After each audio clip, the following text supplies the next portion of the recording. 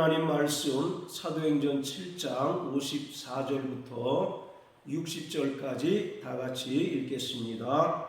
저희가 이 말을 듣고 마음에 찔려 저를 향하여 이를 갈거늘 스데반이 성령이 충만하여 하늘을 우러러 주목하여 하나님의 영광과 및 예수께서 하나님 우편에 서신 것을 보고 말하되 보라 하늘이 열리고 인자가 하나님 우편에 서신 것을 보노라 한데 저희가 큰 소리를 지르며 귀를 막고 일심으로 그에게 달려들어 성 밖에 내치고 돌로 칠세 옷을 벗어 사울이라 하는 청년의 발 앞에 두니라. 저희가 돌로 스데반을 치니 스데반이 부르짖어 가로되 주 예수여 내 영혼을 받으시옵소서 하고 무릎을 꿇고 크게 불러 가로되 주여 이 죄를 저들에게 돌리지 마옵소서.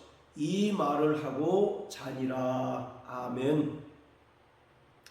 복음의 확장은 스데반의 순교로부터 시작이 되었습니다.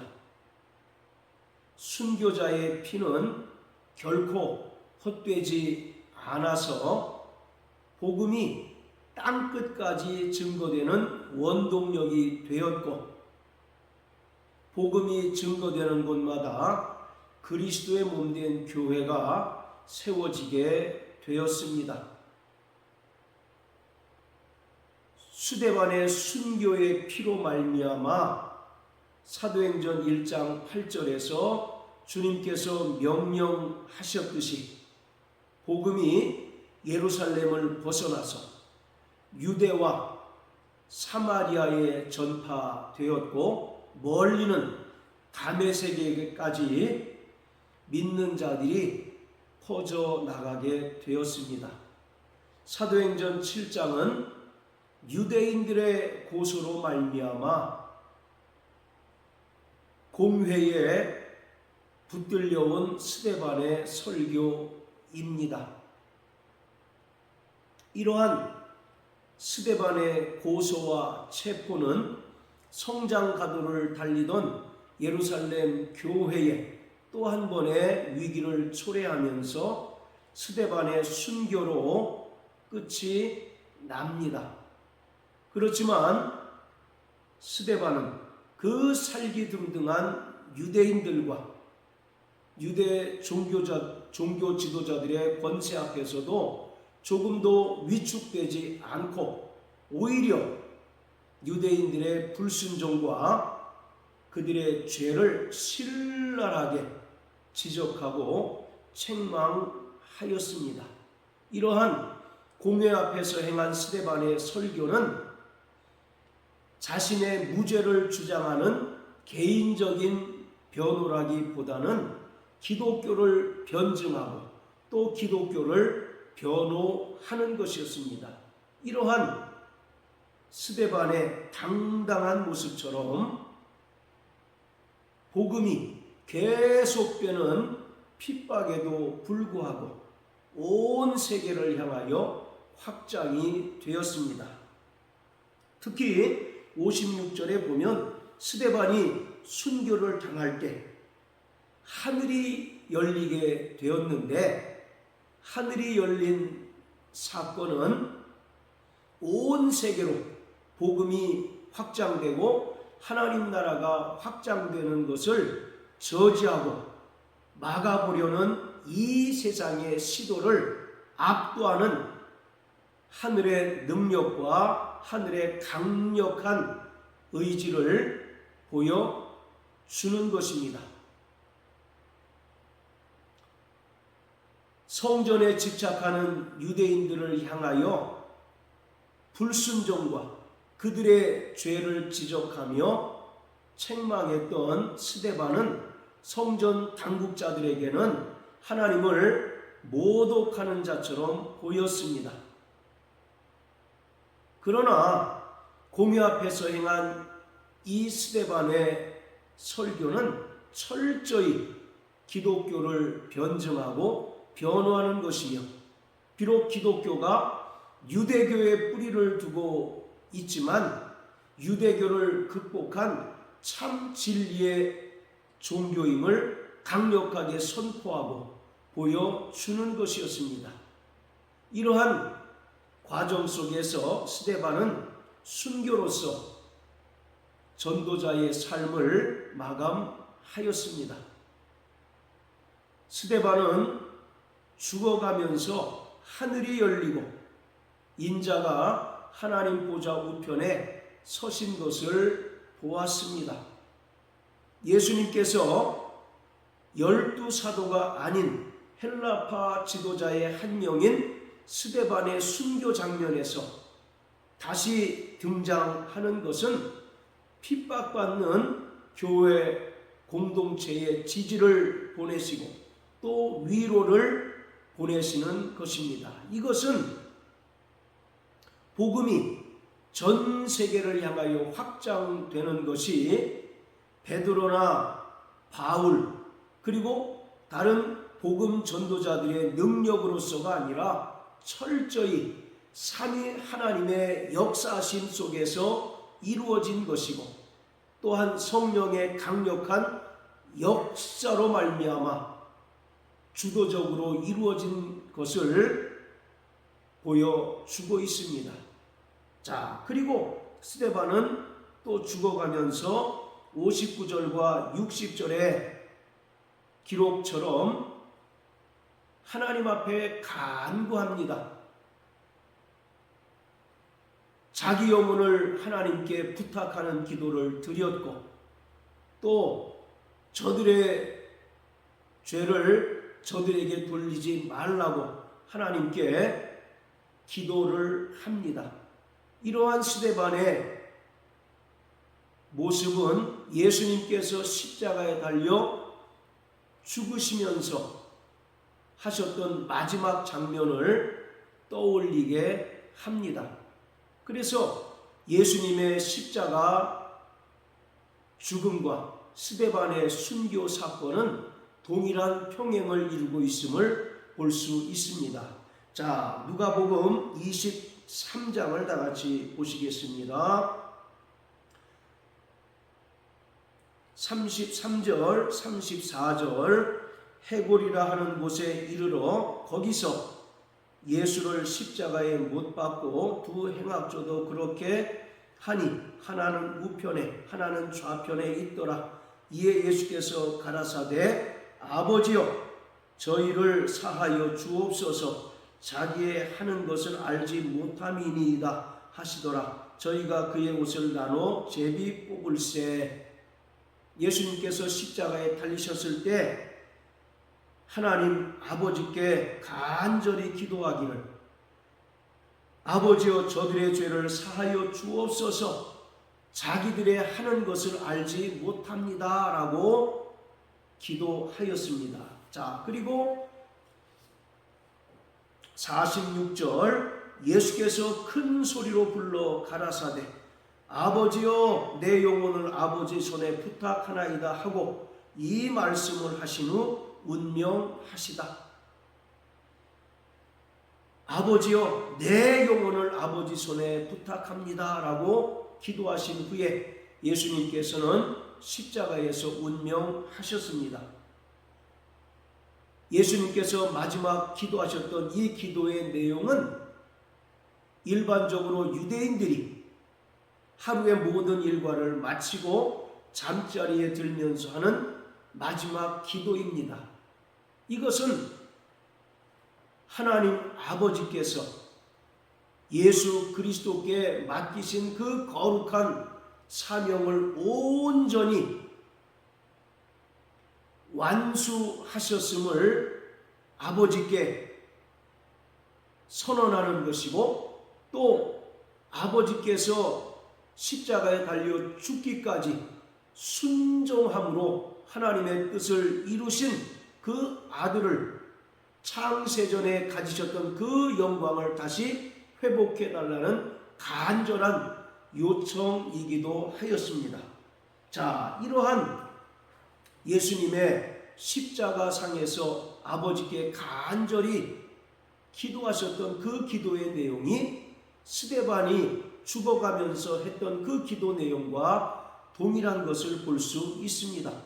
이렇듯 예수 그리스도의 십자가 죽음과 스데반의 순교는 동일한 평행을 이루고 있는 것을 볼 수 있습니다. 그리고 7장 58절에도 스데반이 성 밖에 내쳐지고 그곳에서 돌로 맞아 죽었던 것은 예수님께서 히브리서에 기록된 것처럼 영문 밖에서 죽임을 당한 것과 동일한 맥락이라는 사실을 알 수가 있습니다.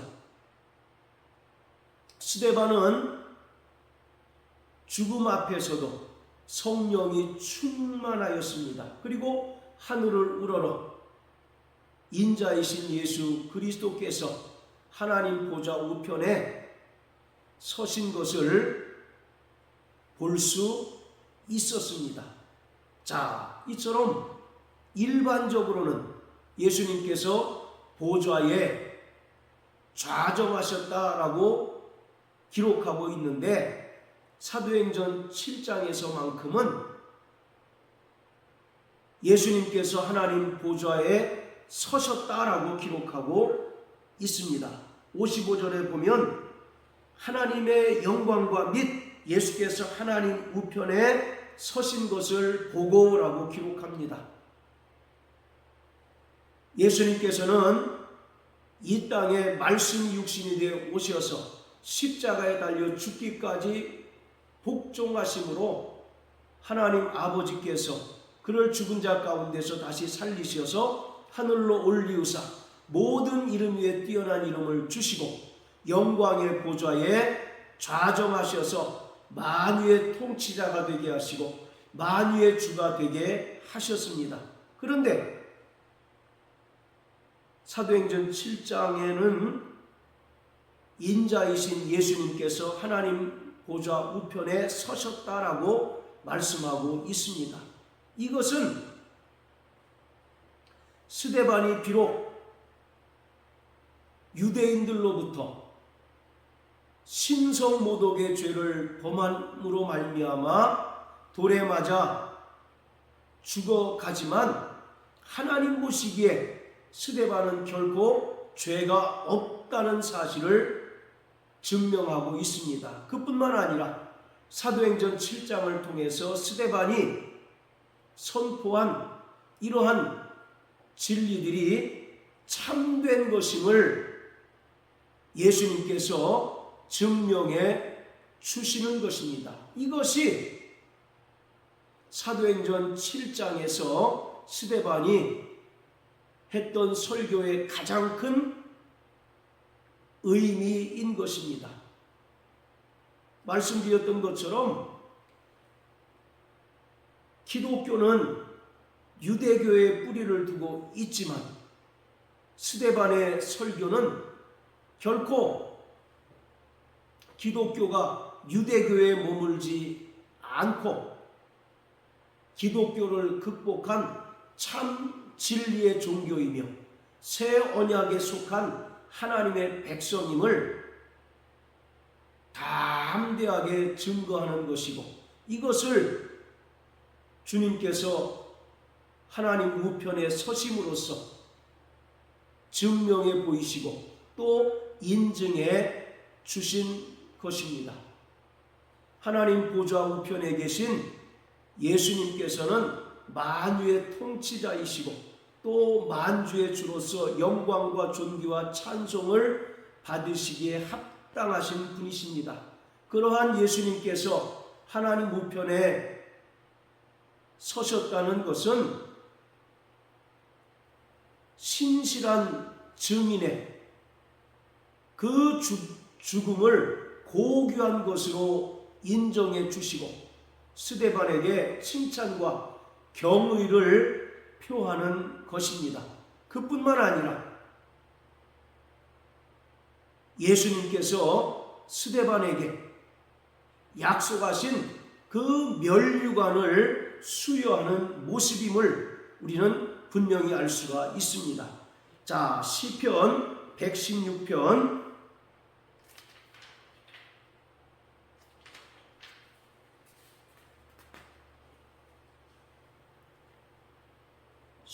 15절입니다. 성도의 죽는 것을 여호와께서 귀중히 보시는도다. 하나님께서는 성도의 죽는 것을 귀중히 보신다라고 말씀하고 있습니다. 즉 성도의 죽음을 귀히 여기신다라고 말씀하고 있는 것입니다. 육신을 가진 모든 인간은 다 육체의 죽음을 맞이할 수밖에 없는 존재들입니다. 그러나 모든 인간의 죽음 가운데서 하나님께서는 특별히 성도의 죽는 것을 귀중히 보시고 또 그 가운데서 신실한 복음의 증인들의 그 순교를 칭찬과 또 경의를 표한다는 사실을 알 수가 있습니다. 그리고 예수님께서 하나님 우편에 서신 것은 면류관을 씌워주시는 그러한 모습을 나타내고 있는 것입니다. 스데반이라고 하는 이름의 뜻은 면류관이라고 하는 뜻입니다. 지금 한창 올림픽이 진행되고 있는데 올림픽에서 우승한 자에게 월계관을 씌워주듯 주님께서 그 복음의 사명을 완수하고 또 거룩한 순교의 죽음을 맞이한 스데반에게 면류관을 씌워주고 있는 것입니다. 이처럼 하나님께서는 신실한 증인들의 순교의 죽음을 귀히 여기시고 그러한 자들에게 약속하신 면류관을 씌워 주십니다. 자, 그런데 이러한 스데반의 모습과는 달리 유대인들의 모습은 점점 더 흉악하게 변화되고 있습니다. 57절 58절에 보면 저희가 큰 소리를 지르고 귀를 막고 일심으로 그에게 달려들었다고 말합니다. 그리고 그를 성 밖으로 끌어내서 돌로 쳐서 죽게 하였습니다. 왜 이들이 이러한 행동을 취할 수밖에 없었을까? 스데반이 성령이 충만하여 예수 그리스도께서 하나님 우편에 서신 것을 본 것은 유대인들 입장에서는 신성모독의 극치이기 때문이었습니다. 유대인들 입장에서는 예수는 이단의 괴수요 또 신성모독을 저지른 죄인으로 유대인들의 종교재판에 의하여 십자가형을 당하여 죽은 자입니다. 그런 하나님을 모독하고 또 신성모독한 죄인이 다시 살아났을 뿐만 아니라 하늘로 올라가서 하나님 보좌에 좌정하셨다는 것은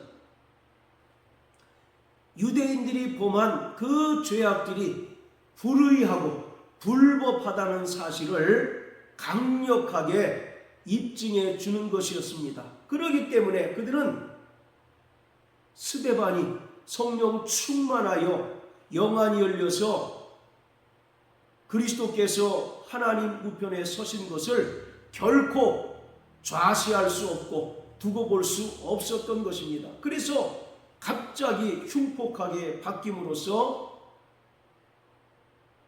스데반을 성 밖으로 끌어내서 투석형으로 죽일 수밖에 없었던 것입니다.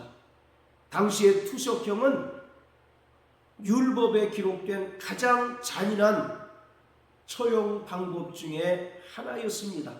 민수기에 보면 안식일을 범한 자를 두세 증인의 증거를 통하여 죽일 때 돌로 쳐서 죽였다는 사실을 기록하고 있듯이 바로 스데반을 돌로 쳐서 죽였다는 것은 이 또한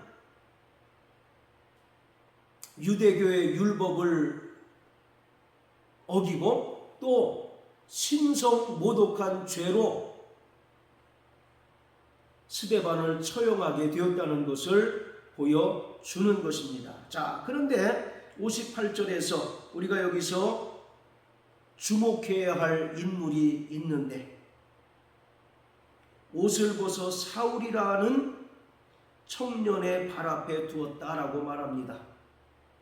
이 사울이 사도행전 9장에 나오는 다메섹 도상에서 부활하신 주님을 만나서 이방인의 사도로 세우심을 받은 바울을 가리킵니다. 보통 사울에서 바울로 이름이 변경됐다라고 알고 있는데 이것은 변경된 것이 아닙니다. 아브람이 아브라함으로, 그리고 사레가 사라로 바뀐 것과 동일한 맥락이 아닙니다. 사울이라고 하는 것은 히브리식 표현이고 바울은 헬라식 또 로마식 표현입니다. 따라서 이것은 발음의 차이이지 결코 그 이름이 하나님의 뜻에 의하여 바뀌어진 것은 결코 아닙니다. 자, 어쨌든 사울이 등장을 하는데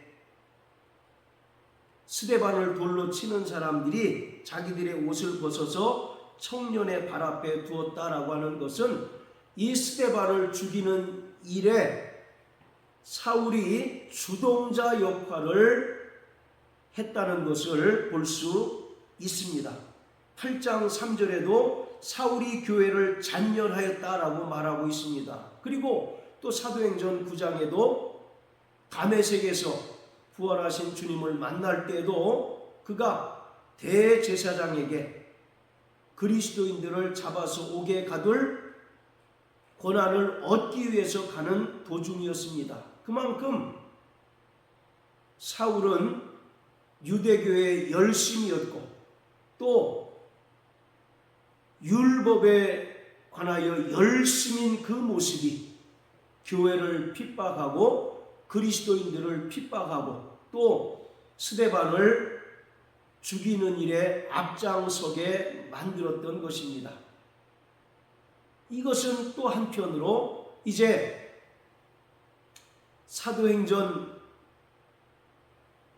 7장을 끝으로 해서 예루살렘 교회의 역할이 상대적으로 줄어들고 바울의 역할이 점점 증대된다는 사실을 우리에게 암시해 주고 있습니다.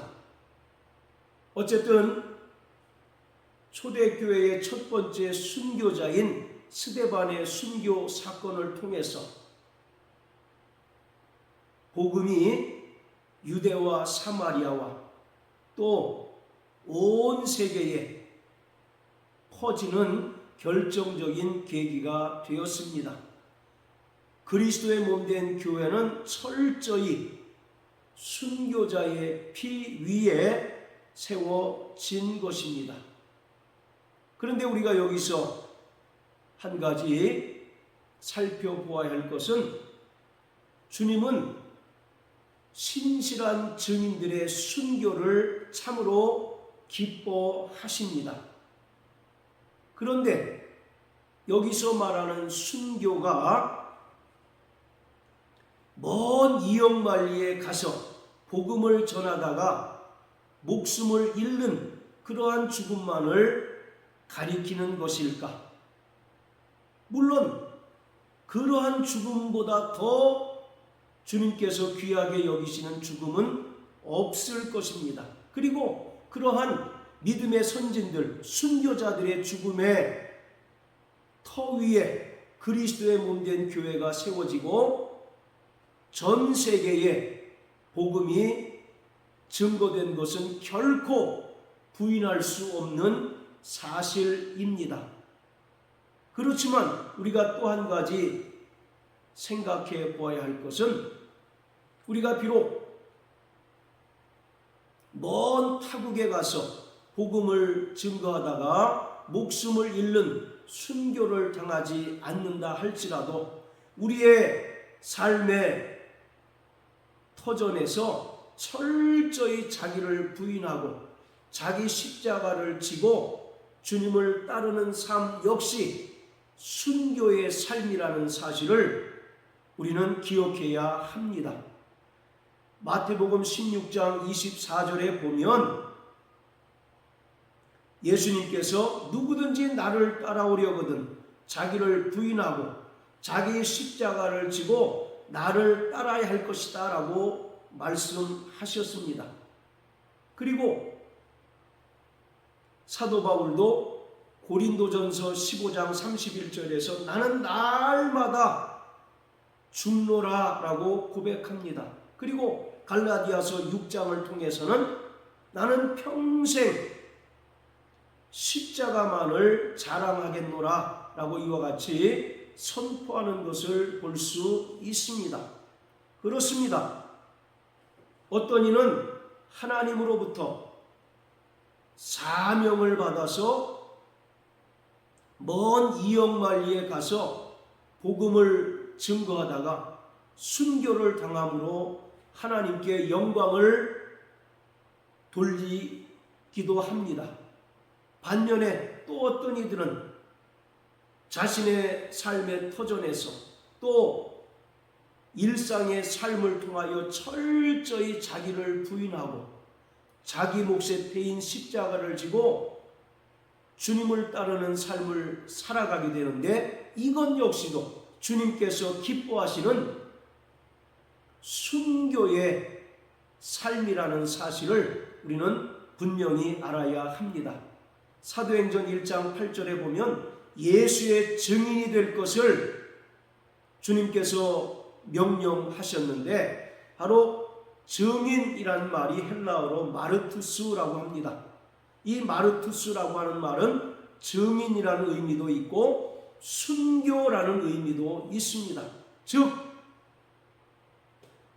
자기를 부인하고 자기 십자가를 지고 오직 십자가의 도를 증거하고 날마다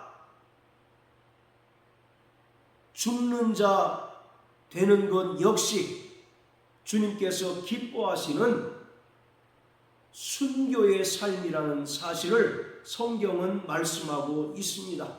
우리가 아까도 살펴보았듯이 시편 116편 15절에 보면 여호와 하나님께서는 성도의 죽는 것을 귀중히 보십니다.